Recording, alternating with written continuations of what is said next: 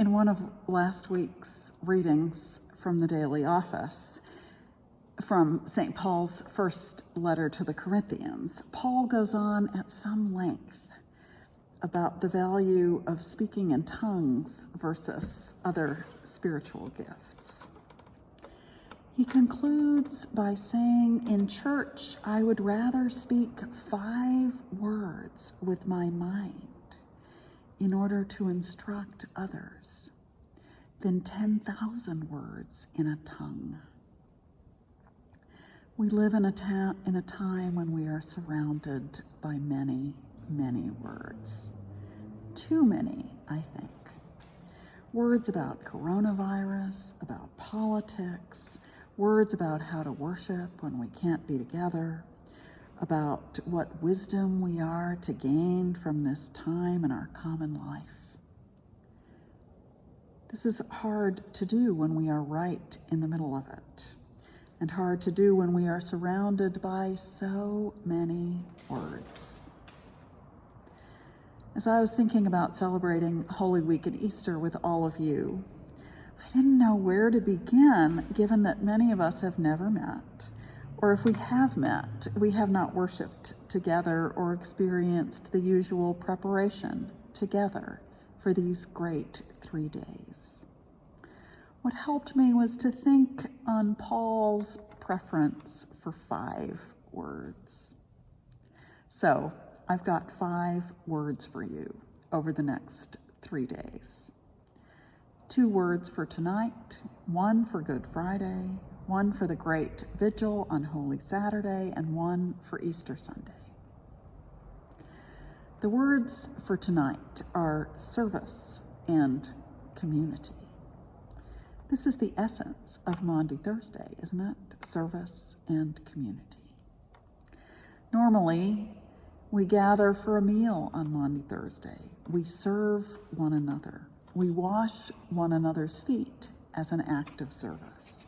And then we share in the Eucharistic feast commemorated on this night, the feast that makes us community, the feast from which we are fasting this Easter, which makes us long even more for this particular expression of community. It is coming. It is coming as surely as Easter is coming, not quite so soon, though. Service and community are everyday words, but as followers of Jesus, they mean different things to us. This year, service looks different for us. We serve one another by keeping our distance. We serve one another by washing our own hands rather than each other's feet. Tonight, I hope that you all have some water and a towel with you as you worship. This is a reminder that all this hand washing we're doing is actually a holy act. If Jesus were with us this evening, he would not be washing our feet.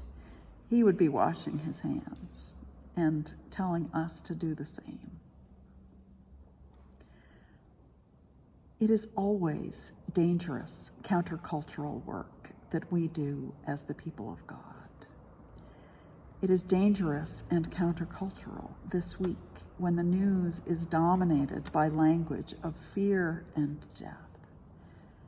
It is countercultural this night to talk about joy and hope.